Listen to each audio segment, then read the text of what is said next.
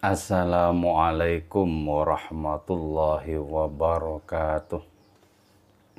Bismillahirrahmanirrahim. Hamdan wa thana'an laka ya Allah, salatan wa salaman laka ya Habiballah, wa ala alika wa ashabika ya khaira khalqillah, laka ya Rasulullah wa li jami' man itaba'adinaka ya Habiballah, haqiqatan min ladun Adam la yaumil qiyamah. Wa nakhusu khususan manhum ila hadrat Syekh Muhyiddin Ibn Arabi qaddasallahu sirrahu radhiyallahu lana wa lahumul Fatihah. A'udzu billahi minasy syaithanir rajim. Bismillahirrahmanirrahim. Alhamdulillahi rabbil alamin arrahmanir rahim maliki yaumiddin. Iyyaka na'budu wa iyyaka nasta'in ihdinas siratal mustaqim. Shiratal ladzina an'amta 'alaihim ghairil maghdubi 'alaihim waladdallin. Amin. Litaqarrubina ila Allah ta'ala limahabbatina ila Rasulillah sallallahu alaihi wasallam li salamatina fid dini wad dunya wal akhirah. Liqadai duyunina liqadai hajatina min hawaijid dunya wal akhirah, litaysiri arzaqina halalan tayyiban mubarakan katsiran wa sa'ah, li sihhati ajsadina wa qulubina, li shfa amradina zahiran wa batina, li daf'il balaya wal mihan wal fitan wal amrad wal asqam, li manafi'ina li masalihina li ahli baitina wa auladina wa dhurriyyatina wa jiwarina wa asdiqaina wa jami'il muslimin wal muslimat wal mu'minin wal mu'minat al-ahya'i minhum wal amwat wal izil islam wal muslimin bi judika ya Allah, bi syafa'ati nabiyyika ya Allah, bi barakati awliyaika ya Allah, wa bi asraril Fatihah. A'udzu billahi minasy syaithanir rajim. Bismillahirrahmanirrahim. Alhamdulillahi rabbil alamin arrahmanir rahim maliki yaumiddin. Iyyaka na'budu wa iyyaka nasta'in ihdinas siratal mustaqim. Siratal ladzina an'amta 'alaihim ghairil maghdubi 'alaihim waladdallin. Amin. Alhamdulillah, kawan-kawanku semua, saudara-saudaraku semua, rahmatullah alaikum ajmain. Kita bisa bersua kembali di dalam kajian kitab Hikam karya Syekh Muhyiddin Ibn Arabi. Alhamdulillah, salam sehat selalu, salam damai selalu untuk kita semua. Moga-moga Allah menganugerahkan kepada kita semua kesehatan, keafiatan, juga menganugerahkan kepada kita semua umur yang panjang, yang berkualitas di hadapan hadiratnya, juga di sisi sesama. Alhamdulillah, kita lanjutkan kajian kitab ini. Moga-moga bisa bermanfaat dan menjadi barakah untuk kita, juga untuk saudara-saudara dan keluarga kita semua. Amin ya mujibas sa'ilin. Kemarin kita berbicara tentang para lelaki rohani, yaitu orang-orang yang sudah dianugerahi kesanggupan untuk membuang segala yang sia-sia pada diri mereka. Orang-orang yang dikasih ketangguhan oleh hadiratnya untuk memenangkan pertarungan berhadapan dengan segala yang menghadang dan menghalangi perjalanan rohani mereka menuju kepada Allah Subhanahu wa ta'ala. Mereka itu, para lelaki rohani itu, alladzina wasalu ila maqamil qurbih, yaitu orang-orang yang sudah sampai kepada kedudukan rohani di mana mereka dengan Allah Ta'ala sedemikian dekatnya. Apa arti dekat dengan Allah itu? Yaitu senantiasa merasakan Allah Ta'ala. Hati mereka itu dipenuhi oleh rasa keilahian, rasa keagungan, rasa keindahan hadiratnya. Itu yang disebut dekat dengan Allah Subhanahu wa ta'ala. Wa tamkin, mereka itu, para lelaki rohani itu juga sampai kepada kedudukan spiritual di mana mereka sudah dikukuhkan, ditangguhkan oleh Allah Ta'ala dengan adanya makom rohani tersebut. Nah, karena itu mereka seringkali dijadikan oleh Allah Subhanahu wa Ta'ala sebagai duta pertolongan untuk sesama. Jadi Allah menitipkan adanya kemampuan untuk menolong itu pada diri mereka. Karena itu kemudian dinasyidkan, ibadallah rijalallah aghithuna li'ajalillah wa kunu aunana lillah asanahdha bifadlillah. Jadi kita diperbolehkan memanggil mereka untuk menyampaikan adanya pertolongan Allah Ta'ala yang dititipkan pada diri mereka, disampaikan kepada siapapun di antara kita yang memerlukan. Jadi dari saking akrabnya mereka dengan Allah Ta'ala, sampai hadiratnya itu menitipkan karunia yang berupa pertolongan kepada sesama. Jadi hakikatnya Allah yang memberikan pertolongan, tapi lewat perantara mereka. Sama dengan misalnya syafaat itu, pertolongan Nabi itu sesungguhnya milik Allah, cuma lewat perantara sang Nabi akhir zaman itu untuk disampaikan kepada umat manusia. Atau lebih sederhananya, sama dengan ketika orang tua memberikan berbagai macam karunia untuk anak-anak mereka.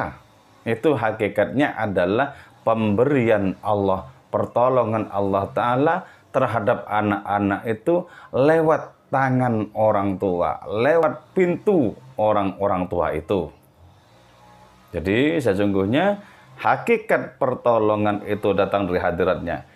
Cuma oleh Allah Ta'ala dititipkan kepada orang-orang spesifik, dititipkan oleh Allah Ta'ala kepada orang-orang istimewa di hadapannya, yaitu dari kalangan para nabi, dari kalangan para wali, dari kalangan para sufi. Jadi dititipkan oleh Allah Ta'ala kepada mereka. Nah, karena itu ya, ada sebuah kisah di zamannya Nabi Isa. Sebagian dari umat Nabi Isa itu ada yang bekerja sebagai nelayan, sebagai pelaut. Ketika di atas perahu, mereka itu dihempas oleh topan, dihempas oleh badai. Mereka berteriak, "Ya Allah, tolong kami! Ya Allah, tolong kami!" Tidak seberapa lama dari itu kemudian Nabi Isa, putra Maryam itu berlari di atas lautan dan memberikan pertolongan kepada mereka yang perahunya sedang dihantam oleh badai itu. Jadi Allah yang dipanggil oleh mereka, tapi yang datang itu putra Maryam. Yang datang itu putra Maryam. Itu artinya apa? Sang putra Maryam itu dipakai oleh Allah Ta'ala untuk menyampaikan pertolongannya kepada para pelaut yang perahu mereka sedang dihantam oleh badai itu. Jadi posisinya seperti itu. Jadi tidaklah datang pertolongan kecuali secara hakiki datangnya dari Allah Subhanahu wa Ta'ala. Nah, bisa jadi datangnya pertolongan itu lewat orang-orang dekatnya dari kalangan para lelaki ilahi, rijalullah itu tadi. Jadi karena itu muncul ungkapan ibadallah rijalallah, wahai para hamba Allah, wahai para lelaki Allah, aghithuna li'ajillah, tolonglah kami semata-mata karena Allah Ta'ala. Nah, itu hakikatnya ya. Keluh kesah itu ditujukan kepada Allah Ta'ala, tapi lewat perantara mereka, para lelaki ilahi itu, sebagai pintu bagi datangnya pertolongan Allah Ta'ala untuk mereka itu. Itu para lelaki rohani. Nah, para lelaki rohani itu memiliki ciri-ciri spiritual ya. Memiliki tanda-tanda kerohanian. Jadi ada 5 tanda-tanda kerohanian yang dimiliki oleh para lelaki rohani itu. Dan kepada mereka kita mesti mempertautkan diri. Karena secara hakikat kita mempertautkan diri kepada mereka sesungguhnya berarti kita mempertautkan diri kepada Allah Subhanahu wa Ta'ala itu. Nah, apa di sini disebut walahu khamsatu arkanin. Jadi para lelaki ilahi itu memiliki 4 macam rukun. Jadi 4 macam tanda rohani pada diri mereka. Yang pertama adalah abdiyatul hadrah, yaitu para lelaki rohani itu sudah menjadi hamba Allah Ta'ala, di mana mereka merasakan bahwa Allah itu senantiasa bersama mereka, senantiasa hadir pada diri mereka. Abdiyatul hadrah. Jadi karena itu, kalau kita sholat, kita belajar untuk betul-betul merasakan sholat kita itu digerakkan oleh Allah dan menghadap kepada Allah Ta'ala itu sendiri. Kalau itu bisa kita alami, kalau itu bisa kita rasakan, berarti kita mencapai abdiyatul hadrah itu. Jadi bagaimana kita bisa merasakan kemahadekatan Allah Ta'ala dalam setiap kita mempersembahkan ibadah kita kepada hadiratnya. Dalam setiap saat kita mempersembahkan sembah sujud kita kepada hadiratnya itu. Abdiyatul hadrah.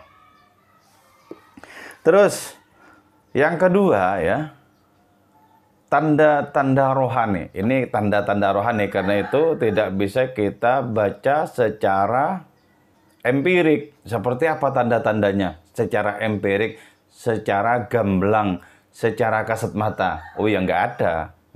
Ini tanda-tanda rohani yang bisa dirasakan oleh para lelaki rohani itu sendiri dan juga bisa dirasakan oleh orang-orang yang penglihatan batin mereka sudah sedemikian jernihnya. Terus yang kedua, wasti'dadu qabulil haqa'iqil hadrah bila wasitah. Itu para lelaki rohani itu memiliki kesanggupan, memiliki kesiapan untuk menerima hakikat segala sesuatu langsung dari hadiratnya. Jadi dari hadiratnya itu muncul ilmu tentang hakikat segala sesuatu.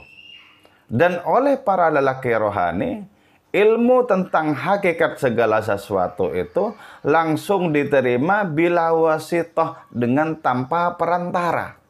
Jadi gurunya itu langsung Allah Subhanahu wa Ta'ala. Jadi ini yang dialami oleh Syekh Abdul Hasan Asy-Syadzili, pendiri Thariqah Syadziliyah. Ketika beliau ditanya tentang gurunya, beliau menjawab, mula-mula aku berguru kepada Syekh Abdul Abbas Al-Mursi.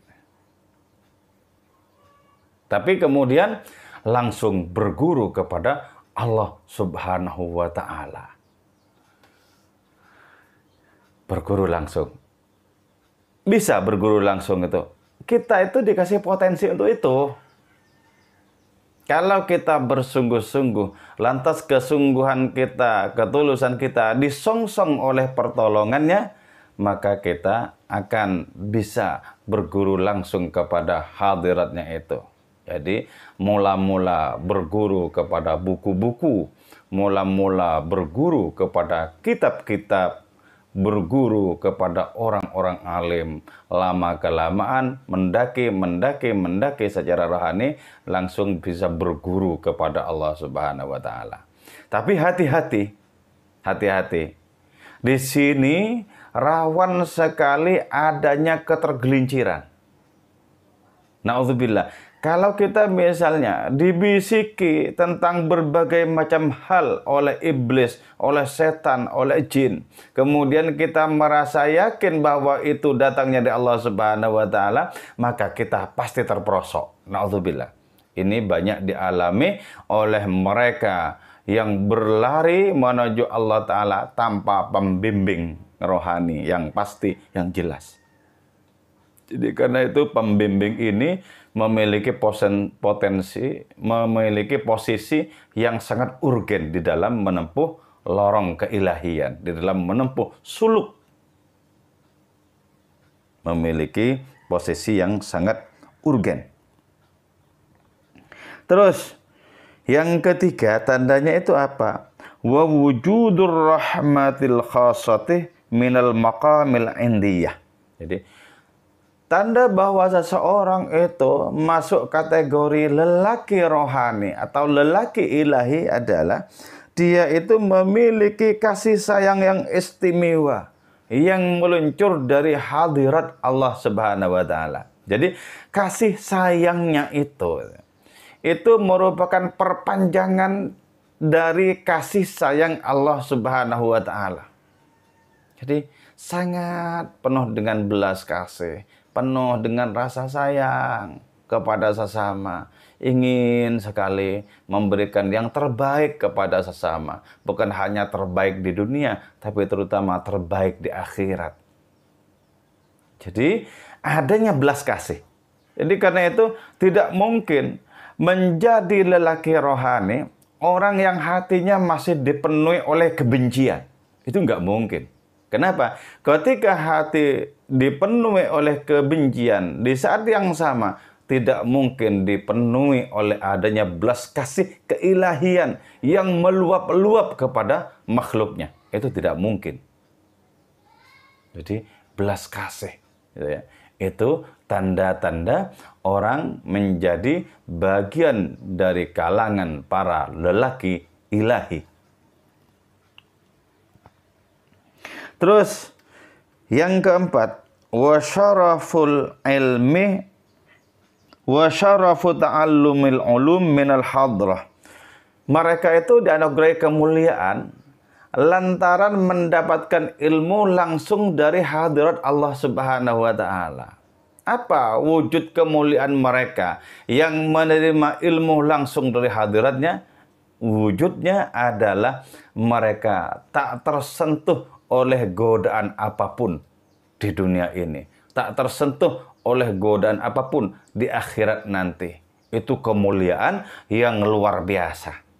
Jadi di saat orang mendapatkan kemuliaan lantaran ilmu yang didapat langsung dari hadiratnya itu, di saat itu pula hasrat orang itu hanya tertuju kepada Allah Subhanahu wa Ta'ala.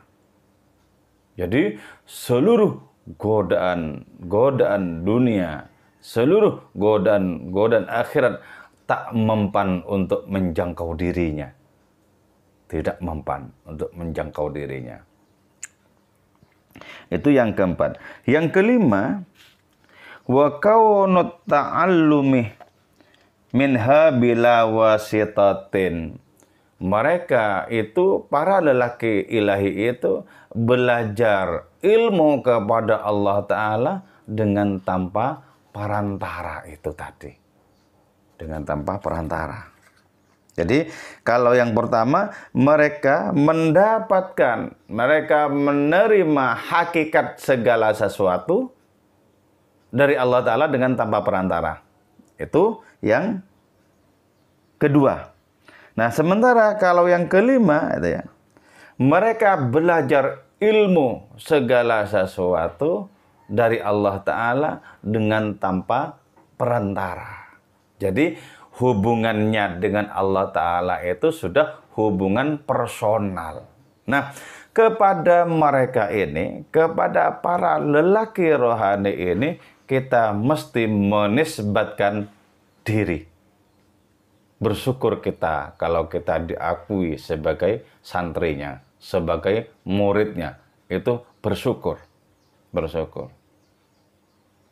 Nah, di dalam kehidupan ini masih banyak para lelaki rohani itu. Masih banyak. Kalau kehidupan ini tanpa kehadiran para lelaki rohani, itu sudah ambruk. Sebab mereka itu merupakan tiang-tiang, mereka itu merupakan penyangga-penyangga kehidupan. Jadi, kapankah kita bisa berjumpa dengan mereka?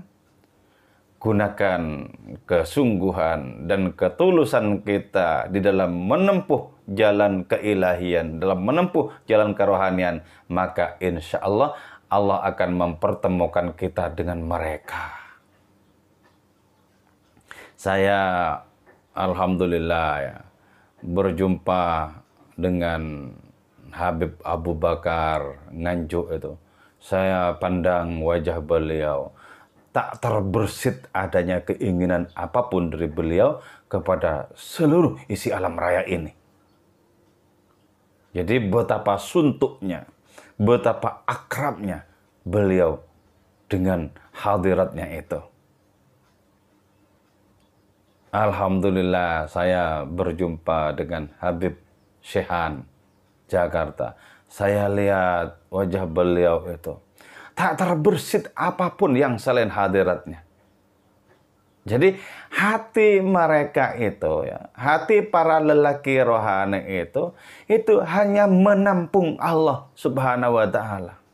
Bahkan mereka itu termabuk-mabuk kepada hadiratnya, sehingga segala sesuatu yang lain itu lenyap dari diri mereka. Nah, keterpautan kita dengan mereka sangat penting sekali bagi adanya proses-proses rohani diri kita. Karena mereka merupakan bagian dari rijalullah, para lelaki ilahi. Kita penting mempertautkan diri dengan mereka itu. Nah, ketika kita mempertautkan diri, berikhtiar mempertautkan diri dengan mereka, jangan lupa kita itu juga harus memiliki sejumlah kesiapan. Kita harus bisa melampaui sejumlah persyaratan di dalam diri kita. Sebab kalau tidak ada koneksi yang berupa kesiapan dalam diri kita, ya, maka sama saja kita itu sesungguhnya tidak sedang berharap, tapi sedang melamun. Harapan itu tentu harus dibarengi dengan adanya kesungguhan kita, dengan berbagai macam ikhtiar, dengan ketulusan dan kesungguhan. Jadi kita itu harus memiliki kesiapan untuk menerima curahan-curahan rohani dari Allah Ta'ala lewat mereka. Kita harus memiliki kesiapan untuk menerima curahan-curahan karunia dari Allah Ta'ala lewat pintu mereka. Nah, apa yang mesti kita miliki kalau kita berposisi sebagai murid bagi mereka? Apa yang mesti kita miliki? Yang kita miliki itu satu tawajuh. Kita memiliki adanya kesanggupan untuk konsentrasi. Konsentrasi kepada hadiratnya itu. Kita melakukan kehusukan demi kehusukan. Kita mencoba untuk menepis berbagai macam rayuan dan godaan. Kita belajar untuk bersungguh-sungguh tawajuh kepada hadiratnya. Terus yang kedua, zuhud. Kita harus bersikap asketik. Apa bersikap asketik itu? Yaitu mengambil jarak dari berbagai macam kesenangan duniawi. Mengambil jarak. Boleh kita memiliki harta benda, boleh. Tapi hati kita harus berjarak. Apa tanda-tandanya hati kita berjarak dari harta benda yang kita miliki? Tentu saja kita tidak kikir. Kita tidak bakhil. Kalau kita kikir, kalau kita bakhil, artinya itu kita tidak berjarak dengan kepemilikan yang ada pada diri kita. Dan itu berarti tidak bersikap asketik, tidak bersifat zuhud. Jadi zuhud itu ditandai oleh adanya jarak antara kita dengan apa yang kita miliki. Ada jarak. Harus ada jarak. Sebab kalau tidak ada jarak, berarti kepemilikan itu sedang menghuni hati kita. Dan ketika kepemilikan itu menghuni hati kita, maka tak mungkin kita jatuh cinta kepada Allah Subhanahu wa Ta'ala. Karena setiap kita hanya memiliki satu hati. Dan ketika satu hati itu sudah diisi dengan kecintaan kepada yang lain, mana mungkin muncul kecintaan kepada hadiratnya itu.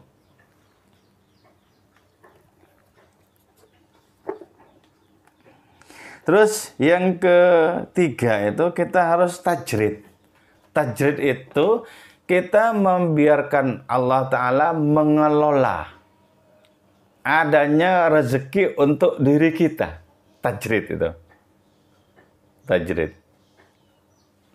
Jadi dalam posisi tajrid itu kita betul-betul merasakan bahwa kita ini dipakai.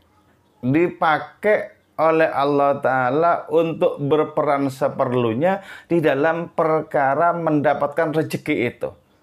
Dan kita merasakan di waktu itu bahwa sesungguhnya yang berperan sepenuh-penuhnya di dalam memberikan rezeki itu Allah Ta'ala. Bukan ikhtiar kita, bukan kesungguhan diri kita. Bukan. Posisi tajrid. Jadi tajrid itu kita membiarkan Allah Subhanahu wa Ta'ala 100% mengelola adanya perkara rezeki bagi diri kita itu. Itu tajrid. Tajrid ya. Jadi kita merasa tentram karena kita dikelola dalam berkaitan dengan masalah rezeki langsung oleh hadiratnya itu. Tajrid. Terus wa'tiqadu ahlil haqq. Kita harus memiliki i'tiqad dari kalangan orang-orang yang mencintai Allah yang maha benar. Jadi kita harus memiliki i'tiqad yang tidak melenceng, keyakinan yang tidak melenceng, keyakinan yang fokus kepada hadiratnya itu, sebagaimana sudah ditempuh oleh ahlul haqq, oleh orang-orang yang menekuni kebenaran demi kebenaran dalam tingkatan yang lebih tinggi, orang-orang yang menekuni Allah Subhanahu wa Ta'ala yang maha benar. Jadi itu artinya apa? Petunjuk-petunjuknya itu harus jelas. Petunjuk-petunjuk kita di dalam menempuh jalan rohani itu harus jelas.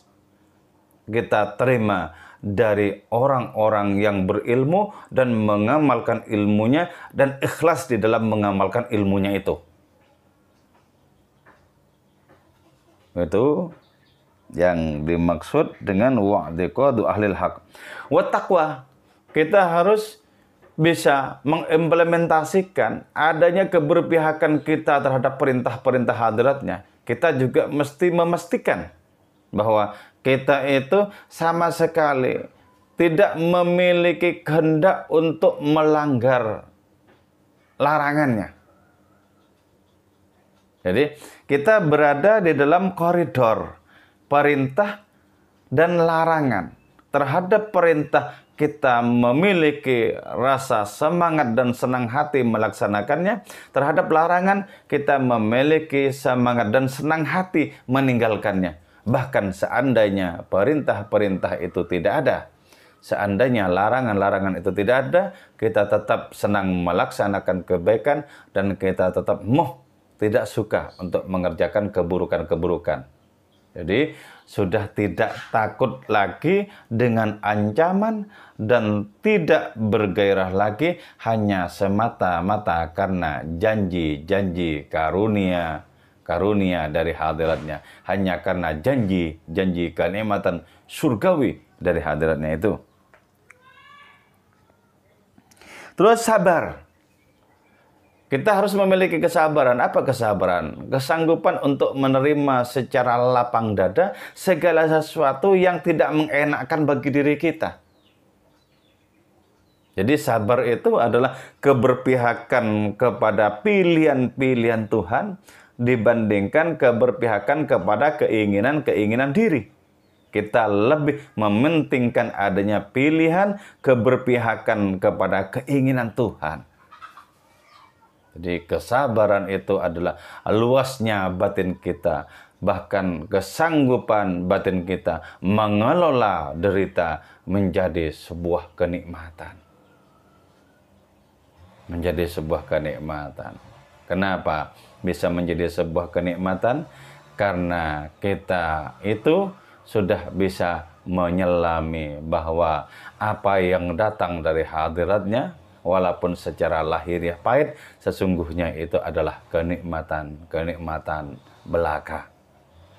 Nah, kalau syarat-syarat seperti itu ada pada diri kita sebagai murid, gitu ya, maka kita akan dibawa oleh para lelaki rohani itu kepada makom yang akrab, kedudukan rohani yang sangat dekat dengan hadiratnya, di mana apa yang mereka rasakan, apa yang dirasakan oleh para lelaki ilahi itu akan kita rasakan juga.